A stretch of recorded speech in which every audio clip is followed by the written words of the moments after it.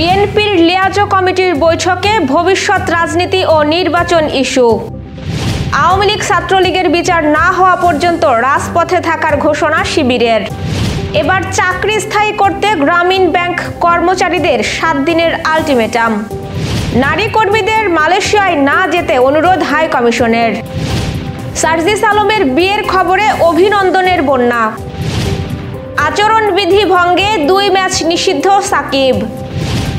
ছাঁটাই হচ্ছেন আসাদ আমলের 3 ভাগের 1 ভাগ সরকারি চাকরিজীবী। দর্শক, রাতের আয়োজনে আপনাদের সাথে আছি আমি স্বপ্না দেবরাত। শুনছিলেন প্রধান শিরোনাম। এছাড়াও শেষ অংশে থাকছে একটি বিশেষ সংবাদ। এবার বিস্তারিত। তার আগে আপডেট খবর পেতে গ্রামের কাগজের ইউটিউব চ্যানেল সাবস্ক্রাইব এবং ফেসবুক পেজ ফলো করে রাখুন। আগামী দিনের রাজনীতি ও নির্বাচন ইস্যুতে 12 দলীয় জোটের সঙ্গে বৈঠক করেছে বিএনপির লিয়াজো কমিটি। শুক্রবার বিকেল 4:30টার দিকে রাজধানীর গুলশানে বিএনপি চেয়ারপারসনের রাজনৈতিক কার্যালয়ে এ বৈঠক শুরু হয়। বৈঠকে নেতৃত্ব দিয়েছেন বিএনপির স্থায়ী কমিটির সদস্য ও লিয়াজো কমিটি প্রধান নজরুল ইসলাম খান। বৈঠকে উপস্থিত ছিলেন 12 দলীয় জোট প্রধান জাতীয় পার্টির একাংশের চেয়ারম্যান মোস্তফা জামান হায়দার। বৈঠকে দেশের বর্তমান পরিস্থিতি, ভবিষ্যৎ রাজনীতি ও আগামী নির্বাচন নিয়ে নেতাদের সঙ্গে আলোচনা হয়। পরবর্তী করণীয় কি হবে সে বিষয়েও মতামত তুলে ধরেন নেতারা। পরে একই স্থানে জমিয়তে উলামায়ে ইসলাম ও খেলাফত ইসলামের সঙ্গেও লিয়াজো কমিটির বৈঠক হয়। আওয়ামী লীগ ও নিষিদ্ধ ছাত্রলীগের বিচার না হওয়া পর্যন্ত রাজপথে থাকার ঘোষণা দিয়েছে বাংলাদেশ ইসলামী ছাত্র শিবির। জুলাই গণহত্যার বিচারের দাবিতে শুক্রবার গণমিছিল শেষে শাহবাগে এ ঘোষণা দেন শিবিরের নেতারা। এর আগে জুমার নামাজ শেষে রাজধানীর বায়তুল মোকাররম জাতীয় মসজিদ প্রাঙ্গণ থেকে মিছিল নিয়ে শাহবাগে যায় ছাত্র শিবির। এরপর সেখানে অবস্থান নিয়ে দলটির নেতাকর্মীরা বক্তব্য দেন। 2006 সাল থেকে ছাত্র শিবির তার সর্বোচ্চ শক্তি দিয়ে ফ্যাসিবাদের বিরুদ্ধে লড়াই করে গেছে জানিয়ে ঢাকা বিশ্ববিদ্যালয় ইসলামী শিবিরের সভাপতি এস.এম. ফরহাদ বলেন, সামনে কেউ এই ফ্যাসিবাদী দলকে নিয়ে আসতে চাইলে শিবির তাদের বিরুদ্ধেও সংগ্রাম চালিয়ে যাবে। আগামী 7 দিনের মধ্যে চাকরি স্থায়ী করা না হলে কঠোর কর্মসূচির ঘোষণা দেওয়ার হুমকি দিয়েছে গ্রামীণ ব্যাংক 4র্থ শ্রেণী কর্মচারী পরিষদ। চাকরি স্থায়ী করতে 5 দফা দাবিও জানান তারা। শুক্রবার রাজধানীর জাতীয় প্রেস ক্লাবে গ্রামীণ ব্যাংক 4র্থ শ্রেণী কর্মচারী পরিষদ আয়োজিত এক সংবাদ সম্মেলনে একথা জানান নেতৃবৃন্দ। সংবাদ সম্মেলনে লিখিত বক্তব্য পাঠ করেন গ্রামীণ ব্যাংক 4র্থ শ্রেণীর কর্মচারী পরিষদের সভাপতি আলাউদ্দিন আল মামুন। তিনি বলেন, আমরা দীর্ঘ 32 বছর ধরে দৈনিক ভিত্তিক মজুরিতে কাজ করে আসছি। আমাদের ব্যাংকের অন্যান্য কর্মকর্তা কর্মচারীদের মতো কোনো সুযোগ সুবিধা দেওয়া হয় না, কারণ আমাদের চাকরি স্থায়ীকরণ করা হয়নি। আমরা দেশের নাগরিক হিসেবে অধিকার পেতে চাই। সংবাদ সম্মেলন অনুষ্ঠানে দৈনিক ভিত্তিক মজুরিতে কাজ করা কর্মচারীদের চাকরি স্থায়ী করতে 5টি দাবিও তুলে ধরা হয়। মালয়েশিয়ায় কাজের উদ্দেশ্যে গিয়ে বিভিন্ন চক্রের খপ্পরে পড়ে প্রতারণার শিকার হচ্ছেন নারীরা। সেজন্য সাধারণ কর্মী হিসেবে বাংলাদেশি নারীদের মালয়েশিয়ায় না যাওয়ার অনুরোধ জানিয়েছে কুয়ালালামপুরে অবস্থিত বাংলাদেশ হাই কমিশন। শুক্রবার হাই কমিশন থেকে পাঠানো এক বিজ্ঞপ্তিতে জানা গেছে এই তথ্য। বিজ্ঞপ্তিতে বলা হয়েছে, বাংলাদেশ থেকে নারী কর্মীদের মালয়েশিয়া নেওয়ার লক্ষ্যে বর্তমানে দেশটির সরকারের সঙ্গে কোনো চুক্তি নেই বাংলাদেশ সরকারের, কিন্তু একটি সংঘবদ্ধ প্রতারক চক্র সেখানে নারী কর্মীদের বিভিন্নভাবে কর্মস্থান নিশ্চিতের প্রতিশ্রুতি দিচ্ছে। নিয়ম বহির্ভূতভাবে ট্যুরিস্ট বা অন্যান্য ভিসায় নারীদের মালয়েশিয়ায় নিয়ে প্রতারিত করছে চক্রটি। এতে আরও বলা হয়েছে, এ ধরনের কর্মকাণ্ডে বাংলাদেশি নারী কর্মীদের আর্থিক কিংবা মানসিক ক্ষতির আশঙ্কা রয়েছে। এছাড়া এ ধরনের কর্মকাণ্ডে মালয়েশিয়ায় বাংলাদেশ সম্পর্কে নেতিবাচক মনোভাব সৃষ্টি হতে পারে। মালয়েশিয়া ও বাংলাদেশ সরকারের মধ্যে নারী কর্মী সংক্রান্ত চুক্তি বা সমঝোতা স্মারক স্বাক্ষর না হওয়া পর্যন্ত সাধারণ কর্মী হিসেবে মালয়েশিয়ায় না যাওয়ার অনুরোধ জানানো হলো।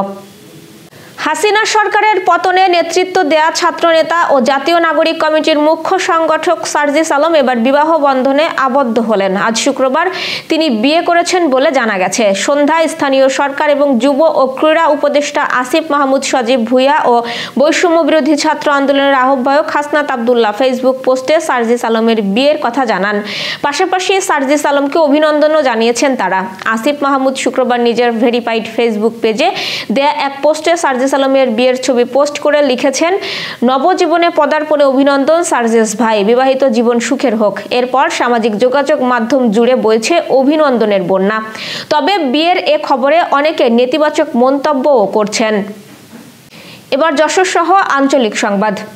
যশোরে গুলিবিদ্ধ হানিফ মারা গেছেন। বৃহস্পতিবার মধ্যরাতে তিনি ঢাকাতে মারা যান। শুক্রবার সকালে তার লাশ যশোর জেনারেল হাসপাতালের মর্গে রাখা হয়। হানিফের স্ত্রী শিরিন জানান, ঢাকাতে নিয়ে যাওয়ায় ঢাকা মেডিকেলে তার বড় একটি অপারেশন করা হয়। বৃহস্পতিবার রাত 2টায় হঠাৎ অসুস্থ হয়ে পড়ে তিনি। পরে আইসিইউতে নেয়ার প্রস্তুতি চলছিল, এমন সময় হানিফ মারা যান। খেলার সংবাদ। বিপিএলে আগ্রাসী আচরণের জন্য দ্বিতীয়বারের মতো শাস্তি পেয়েছেন সিলেট স্ট্রাইকার্সের পেসার তানজিম হাসান সাকিব। আগেরবার জরিমানা হলেও এবার 2 ম্যাচে নিষিদ্ধ, সাথে পেয়েছেন 4টি ডিমেরিট পয়েন্ট। কারণ 24 মাসের মধ্যে কোনো ক্রিকেটার 4টি ডিমেরিট পেলে তাকে নির্দিষ্ট সংখ্যক ম্যাচের জন্য নিষিদ্ধ করার কথা। তবে সাকিব নিজের আচরণ নিয়ন্ত্রণে রাখতে ব্যর্থ হয়েছেন। বৃহস্পতিবার চিটাগাং কিংসের বিপক্ষে তার দল সিলেট স্ট্রাইকার্সের শেষ ম্যাচে নিয়ম লঙ্ঘন করেছেন তিনি। ম্যাচের তৃতীয় ওভারের চিটাগাংয়ের খেলা গ্রাহাম ক্লার্কের আউট করে ব্যাটারের উদ্দেশ্যে কিছু একটা বলেন সাকিব। ঘটনাটি নজর এড়ায়নি 2 আনফিল্ড আম্পায়ার গাজী সোহেল ও মোর্শেদ আলী খানের। ম্যাচ শেষে 2 আম্পায়ার ম্যাচ রেফারির কাছে অভিযোগ জানান। পরে ম্যাচ রেফারি এহসানুল হক সেজান শাস্তি হিসেবে সাকিবকে 1টি ডিমেরিট পয়েন্ট দেন। এর ফলে 4 ডিমেরিট পয়েন্ট পাওয়ার এই ক্রিকেটারকে 2 ম্যাচের জন্য নিষিদ্ধ করা হয়েছে। আন্তর্জাতিক সংবাদ। সিরিয়ার সাবেক স্বৈরশাসক বাশার আল আসাদকে হটিয়ে গত বছরের ডিসেম্বরে ক্ষমতা দখল করে ইসলামপন্থী দল হায়াত তাহরির আল শাম। এরপরই গৃহযুদ্ধে বিপর্যস্ত দেশটির অর্থনীতিকে চাঙ্গা করার দিকে মনোযোগ দেয় তারা। এর অংশ হিসেবে নতুন শাসকরা বর্তমান যেসব সরকারি চাকরিজীবী আছে তাদের 3 ভাগের 1 ভাগকে ছাঁটাই করার পরিকল্পনা করছে। এছাড়া সরকারি প্রতিষ্ঠানগুলো বেসরকারি খাতে ছেড়ে দেওয়ারও ইচ্ছা আছে তাদের। সরকারি অর্থ অপচয় ও দুর্নীতি বন্ধে এমন উদ্যোগ নেওয়া হচ্ছে বলে দাবি দেশটির নতুন সরকারের।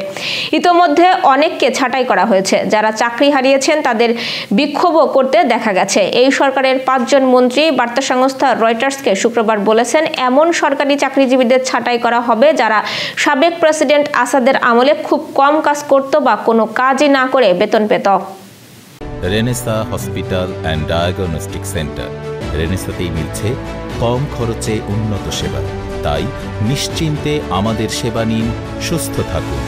Renaissance hospital and diagnostic centre, সদর হাসপাতাল মোড়, দরাটানা, যশোর। দর্শক, শেষ করব বিশেষ একটি সংবাদ দিয়ে। নিউজিল্যান্ড একটি ঐতিহাসিক সিদ্ধান্তের মাধ্যমে টারানাকি পর্বতকে একজন মানুষের সমান আইনি অধিকার প্রদান করেছে। পর্বতটি এখন থেকে আনুষ্ঠানিকভাবে টারানাকি মাউঙ্গা নামে পরিচিত হবে। এনডিটিভি জানিয়েছে, মূলত মানুষ হিসেবে একজন ব্যক্তি যে যে অধিকার পেয়ে থাকে, নিউজিল্যান্ডের ওই পর্বতকে একই আইনি অধিকার দেওয়া হয়েছে। এর আগে দেশটির ওয়াঙ্গানুই নদীতে উরেউয়েরা জাতীয় উদ্যানকে একই মর্যাদা দেওয়া হয়েছিল। এই সিদ্ধান্ত অনুযায়ী টারানাকি মাউঙ্গা এখন থেকে কার্যত নিজেই নিজের মালিক হবে। স্থানীয় মাউরি উপজাতি এবং সরকারের প্রতিনিধিরা একত্রে এই পর্বতটি পরিচালনা করবেন। এই চুক্তির মাধ্যমে টারানাকি অঞ্চলের মাউরি জনগোষ্ঠীকে উপনিবেশিক সময়ে তাদের প্রতি সংঘটিত অবিচার, বিশেষ করে ব্যাপক ভূমি বাজেয়াপ্তকরণের জন্য ক্ষতিপূরণ দেওয়া হবে। এই ছিল আজকের আয়োজন। সাথে থাকার জন্য ধন্যবাদ।